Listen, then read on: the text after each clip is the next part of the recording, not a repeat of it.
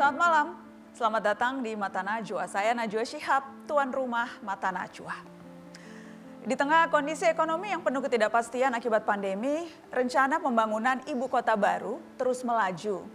Mega proyek ambisius sekaligus bersejarah dan akan berdampak sangat panjang. Mata Najwa secara eksklusif mendatangi wilayah yang akan menjadi pusat pemerintahan Republik Indonesia di Penajam Pasir Utara di Kalimantan Timur. Selama beberapa hari kami menyisir berbagai hal yang tampak di permukaan maupun yang tidak. Berbincang dengan pejabat lokal hingga warga setempat yang mungkin akan terdampak. Seperti apa kondisi sebenarnya di titik nol ibu kota yang baru? Siapa saja yang diuntungkan dari rencana pemindahan ibu kota ini? Inilah Mata Najwa, menelusuri ibu kota baru. Dengan ini saya mohon izin untuk memindahkan ibu kota negara kita. Alokasi ibu kota baru yang paling ideal adalah sebagian Kabupaten Penajam Pasir Utara dan sebagian di Kabupaten Kutai Kartanegara, Kalimantan Timur. Berdasarkan dokumen dari Bappenas akan memakan biaya sebesar 466 triliun rupiah. Saya melihat pemaksaan pemindahan ibu kota bagi Pak Jokowi kelihatannya Pak Jokowi ingin memiliki legacy gitu. Siapa kemudian yang mengelola atau kemudian memimpin ibu kota negara tersebut? Apakah itu bentuknya sama atau bentuknya berbeda?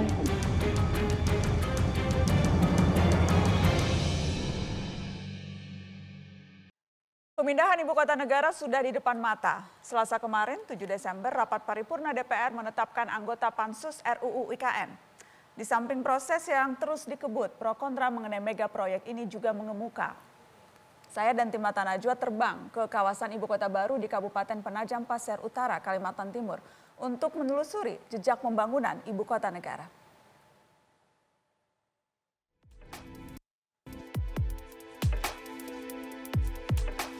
10.600. Untuk hitungannya berapa? Per kilo. Per kilo 10.600. Jadi pegangan warga sekarang atas? Tidak ada, cuma paling segel atau surat garapan. Ibu kota negara pindah di sini. Saya sih tentang IKN ini kami tidak pernah diberitahu secara musyawarah. Kita harus tetap di sini.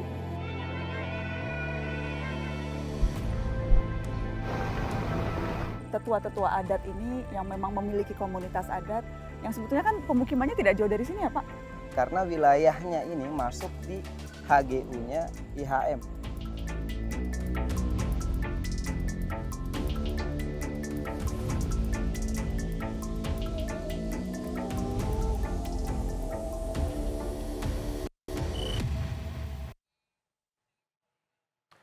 Sebelum berangkat, kami bertemu dengan Gubernur Kalimantan Timur Isran Nur yang singgah ke kantor Narasi.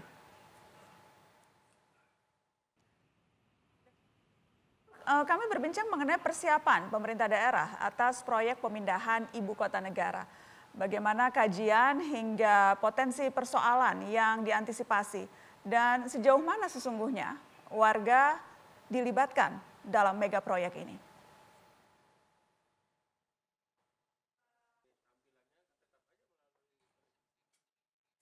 Ya, dan berikut ini wawancara kami dengan Gubernur Kalimantan Timur Isran Nur sebelum tim Mata Najwa berangkat ke Kalimantan Timur.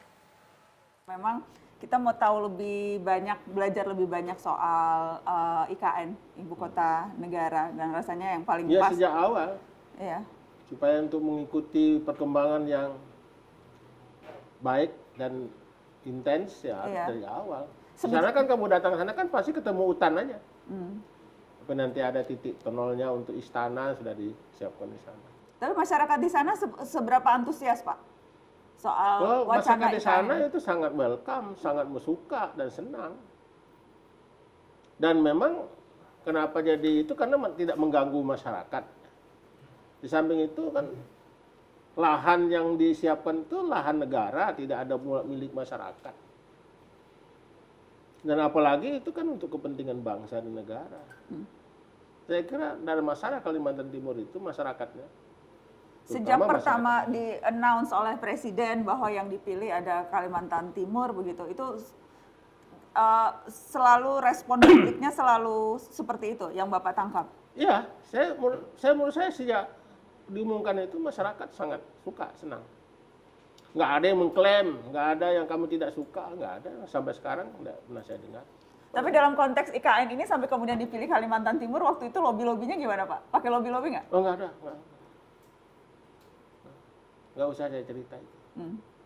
Kalau suku-suku native di bumi di sana berapa persen Pak? Kecil, kita mungkin sekitar 15% ya. Mereka jadi salah satu kelompok yang diajak bicara juga nggak sebelum? Kenapa? Yang mereka kan katakanlah nggak pernah diajak bicara sebelumnya. Tapi setelah diumumkan Presiden, mereka happy, bahagia, senang. Wow. Tapi jadi Kaltim tidak melakukan kajian tersendiri? Apa kira-kira? Oh tidak, kita hanya menyampaikan data saja. Misalnya data existing condition. Shit, right, ya. Tapi maksud saya kalau dalam konteks apa nanti dampak, konsekuensi, benefit ketika ini nanti akhirnya betul-betul jadi IKN? Oh kita tidak sampai ke sana, belum. Ini lahan kami di sini, yang ada siap di sini. Kami lahan negara, tidak ada beban negara untuk membebaskan lahan untuk itu. Udah saya sampaikan begitu. Itu aja. Jadi tidak kajian itu kan dilaksanakan oleh Bappenas. Itu sejak tahun 2015. Tahun kedua Pak Presiden Jokowi menjabat. Dan itu kajian itu sangat, menurut saya sangat akurat. Tapi memastikan bahwa memang dampaknya Pak, karena kan ada concern nih dari teman-teman, pegiat lingkungan, kemudian juga bagaimana komunitas adat di sana bisa terlindungi hak-haknya. Concern-concern itu Bapak tangkap juga? Tangkap, tidak masalah itu wajar kalau mereka merasa khawatir, ada lingkungan terganggu, khawatir. Tidak mungkin sebuah program pembangunan besar itu tidak ada yang korban sekecil apapun, tidak ada, tidak bebas. Paling tidak satu pohon rumput ada yang terinjak mati. Paling tidak. Jadi kita logis saja, tapi kita mengamankan sebuah kondisi yang global, yang luas. Apalagi tadi namanya, oh ini ada adat budaya yang tertinggal, enggak bakalan. Pertama di situ tadi bukan kawasan penduduk, hutan, real forest. Jadi apa yang mau diganggu? Enggak ada yang diganggu. Iya, karena terutama concern itu Pak, teman-teman kelompok masyarakat adat merasa sejak awal tuh ketika tidak dilibatkan, tidak diajak bicara. Tidak benar. Memang pengumuman itu awalnya tidak ada mereka. Setelah diumumkan barulah kita sosialisasikan. Nah itu tugas gubernur, tugas bupati, tugas wali kota yang terdekat menyampaikan. Itu Bapak lakukan? Nggak ada.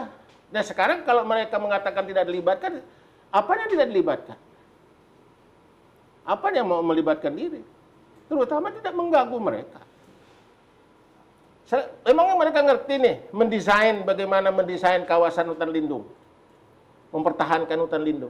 Kalau untuk sebagian masyarakat adat, mereka memang kemudian sudah diambil atau terambil dengan perusahaan-perusahaan yang memang sebelumnya sudah memiliki hak di sana, Pak. Kalau itu dia dianggap bahwa itu kawasan hutan dia, masyarakat menganggap itu hutan dia, itu urusan lain. Kenapa? Kalau mereka misalnya mau menggugat ketika ibu kota negara, karena kawasan itu hutan kan hutan ini milik negara. Kenapa mereka tidak menggugat kepada perusahaan sebelumnya? Itu lebih jelas untuk mendapatkan sebuah kompensasi. Kalau bangunan ini kan tidak milik negara, masa negara harus membayar barangnya sendiri.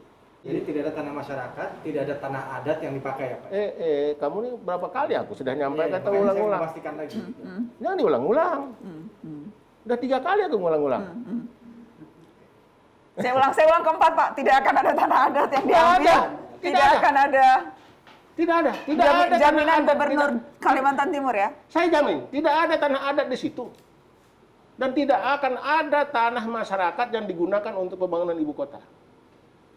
Yang akan ada adalah Justru masyarakat yang ada di sekitar di luar ibu kota itu akan ditata sebaik mungkin agar dia bagus gitulah bentuknya. Ditata itu bahasa halus digeser. Apa? Ditata tadi. Tidak digeser, tidak ditata namanya. Ini rumahnya gede dikecilin. Kan begitu maksudnya. Dirapikan pemukimannya. Atau dirusak. Itu kan termasuk termasuk penataan namanya, ya. Dirusak itu penataan. Kan dibilangnya kan Kaltim tadi kan Bapak bilang bebas bencana alam nih, relatif aman begitu dibandingkan dari dengan yang lain-lain. Dari segi gempa bumi. Dari segi gempa bumi ya. Tapi kalau bencana lain seperti misalnya angin topan, kita itu kan nggak tahu kita. Tapi banjir aja masih kejadian kan Pak sebetulnya. Banjir itu di seluruh dunia banjir, nggak ada yang bebas banjir. Dari mana bebas banjir? Ya. Jerman banjir, Inggris banjir, Kalimantan Kanada Timur banjir, Kalimantan Timur banjir. Dan mereka tidak semua banjir. Ada kawasan-kawasan yang tidak banjir. Nah, kawasan yang di situ aman. 55 meter di atas permukaan laut average. Dan itu berheli. Heli itu apa? Tapi faktor banjirnya itu karena memang faktor kerusakan alam yang akhirnya membuat tidak bisa lagi menampung air atau apa Pak? Kalau spesifik di Kalimantan Timur. Karena kan kemudian kalau banjir saya tidak bisa cerita banyak karena ternyata banjir itu di mana-mana. Seluruh dunia. Gubernur Kalimantan Timur mengklaim wilayah pusat IKN tak akan tersentuh banjir. Faktanya, banjir sudah terjadi di kawasan sekitar IKN. Menanggapi itu, Gubernur Isran Nur menjawab no comment. Alasannya banjir biasa terjadi dimanapun. Seberapa jauh potensi banjir di kawasan IKN dan kaitannya dengan kerusakan lingkungan? Berikut ini penelusuran tim Mata Najwa. Banjir adalah salah satu alasan Jokowi memindahkan ibu kota dari Jakarta ke Kalimantan Timur. Klaim Jokowi soal ibu kota baru bebas banjir memang benar adanya. Di wilayah pusat pemerintahan ini, muskil terjadi banjir. Ya, kondisi topografi memang daerah perbukitan. Dari peta topografi ini terlihat banjir sih memang tidak terjadi di sini, tapi banjir parah mengancam di pedesaan di bawahnya. Dan itu sudah terjadi sekarang.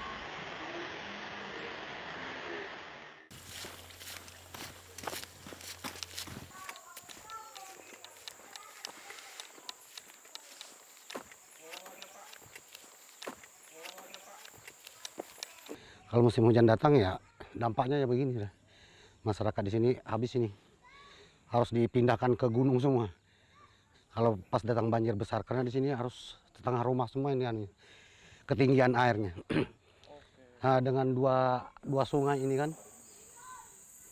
Tapi parah banjir sini Pak ya kalau hujan besar ya? Parah sini karena semua dari hutan ataupun dari itu karena sekarang daerah penampungan.